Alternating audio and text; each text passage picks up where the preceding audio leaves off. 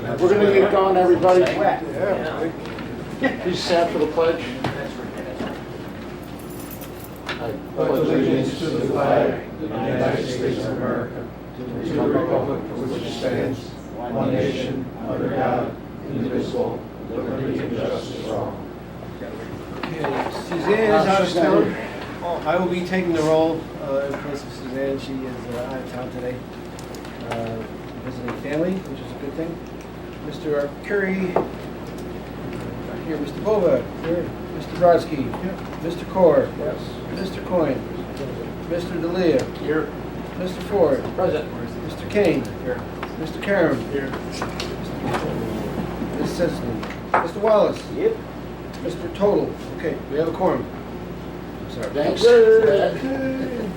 have the draft minutes from our May 21st, 2018 board meeting. Is there a motion to approve? I do. Second, thanks, Dave. Any questions, concerns? Yes. Question on the Board core. service lines. It was mentioned in there that we would, from the main all the way to the meter. So that means we'd be going into the houses with these services? This is for the lead service line replacement? A contractor would. We would. Gotcha, okay, that's what I'm It's a contractor that's actually working for the city of Utica. Okay, thank you. Anything else? Okay. No, that's it, thank you. Anybody? All those in favor? And who made the motion? Anybody opposed? I have to abstain, I abstain. Did you get all that, Pat? Yep. And 2 abstentions? Second by Dave. See how much we missed you already? That's Coyne abstained, and who else? Johnny did. Oh, No, Vince. got it. Yep. I'm totally confused here. Oh, we got Okay. it. First item on our agenda is a presentation by our outside auditors. Jim, or Okay, so Yes. want to introduce anything? Yes, this is Paul Getz, he's a partner with BST CPAs, got that right? Yes. Okay. He came just earlier, we had a audit committee meeting, he presented the audit and some other items, and I believe we have an agenda that is going to be passed out. Bruce, do you? Already up. Already? Okay, so he's going to go through that very quickly. Or with you, and I believe you have a copy of the audit as well, I gave to everyone.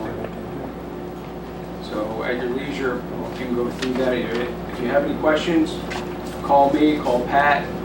I believe their email address is on the agenda, so if you want to go directly and ask him, that's fine too. Thanks, Jim. As Jim said, my name is Paul Getz. I'm a partner with BST in Albany, New York. Just quick background on BST.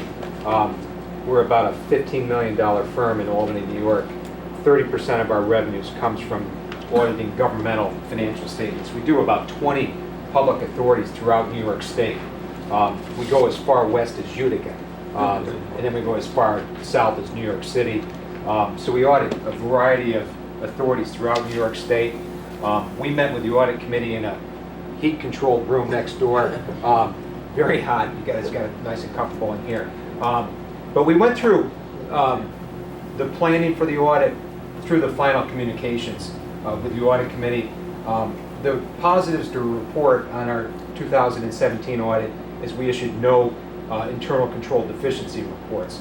Back in 2016, we had one item to report that was corrected in 2017.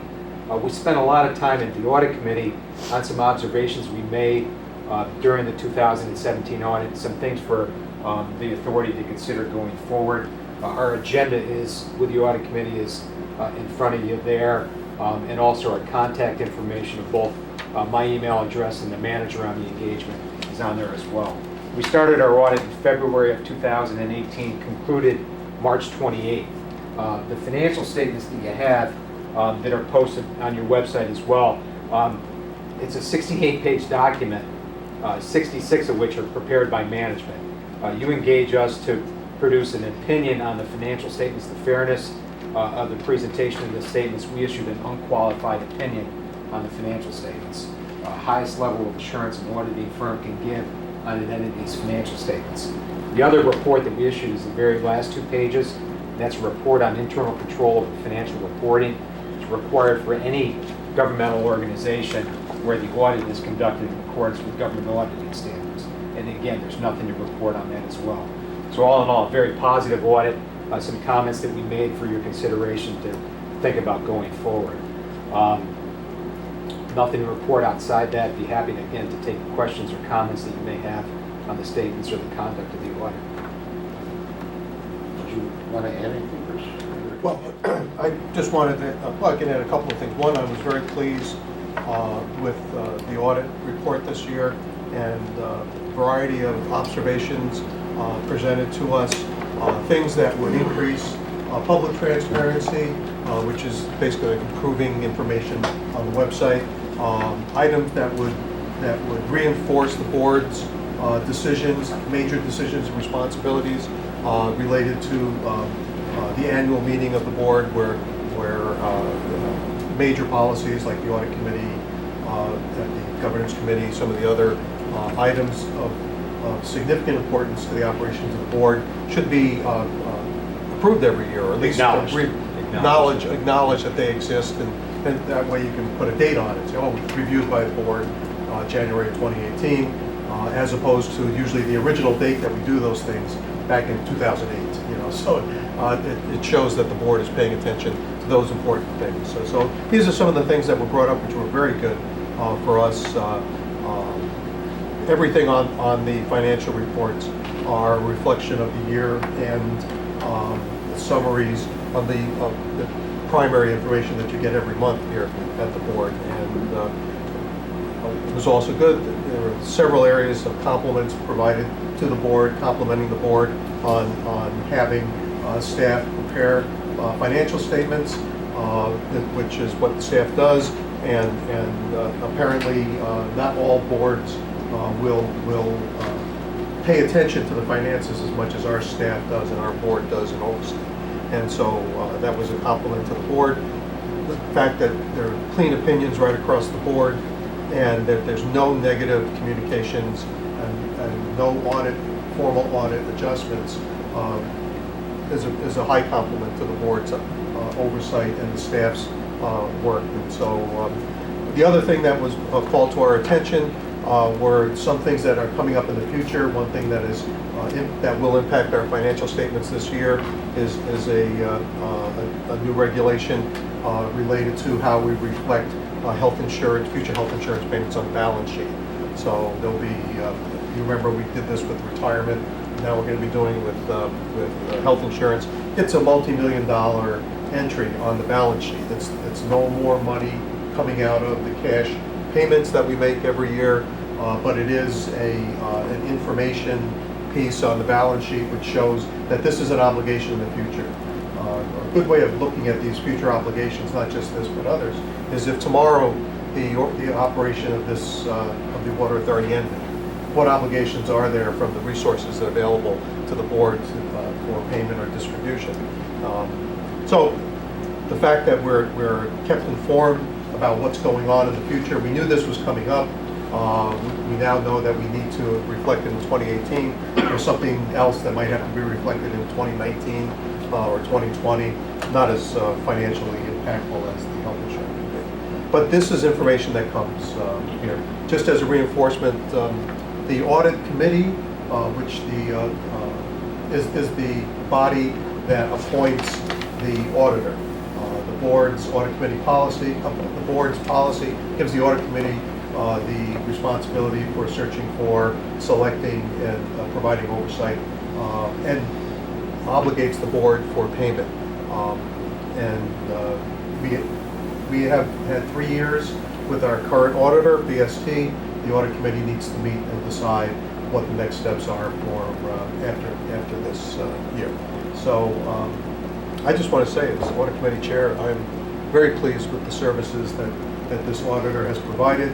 They also provided an ad hoc review that we requested. As you recall, we had an issue with that, and we asked the auditor to take a look, and that had some influence on making a couple of changes, minor changes in how we do things, so that doesn't occur in the future. So they've been very responsive to us, and I just wanted Have fun reading. Vince, did you have anything you wanted to add? No, I think Bruce did an excellent job of reporting there. Jim, any comments from you? No, I think it's, Pat? just want to say very quickly, congratulations to Jim and the assistance from Scott and Geraldine on doing another Yes. clean statement. No problems whatsoever. I think they deserve it. Great job. Great. Thanks. Thank you for having us. okay? Thanks, Paul. Appreciate Thanks, it. thank you. Speaking of Jim, do you have anything you want to add to the financials?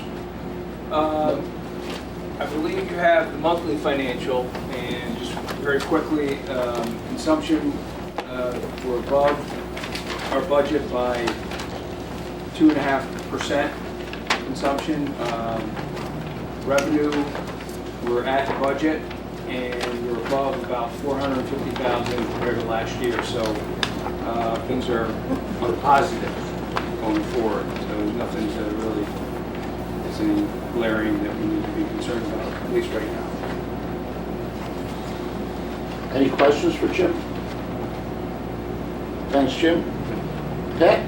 Couple quick items. I just wanted to follow up, as you may recall, I don't know, it was last month or a month before, we had a question from Mr. Brodsky relating to how we go about seeking funds from the state and hiring firms to help put together applications, and whether or not we get anyone's attention down in Albany, and is there anything we can do to supplement our efforts to do that. So Bruce had asked for some legal opinions, which our counsel, Ken Bogro, dug into and produced some great information that right now is in draft form, pending review by the chairman and the vice chairman, just to be sure that it answers all the questions that were raised here at the table. And once that review is done, that information, I would assume, will be shared with the board. And we'll have some topic of discussion moving forward, I think, as to whether or not we want to try to engage any additional assistance to help us through the rest of this process. But in the meantime, we do have applications being put together right now for what's known as the Consolidated Funding Application, which is the governor's new funding program that's been in place for 6 or 7 years now, using these regional county efforts. We're in a 6-county footprint, and so it has to be reviewed by a committee within the 6 counties and then recommended down to Albany. We are filling out another application that is a duplicate of a project we asked for last year that we didn't get, but we found out subsequently that SEEKR, State Environmental Quality Review, wasn't entirely complete yet, which is the reason why they couldn't consider it. That is now complete. We are revamping that application, bringing it up to date a little bit. That'll be resubmitted before the July 27th deadline.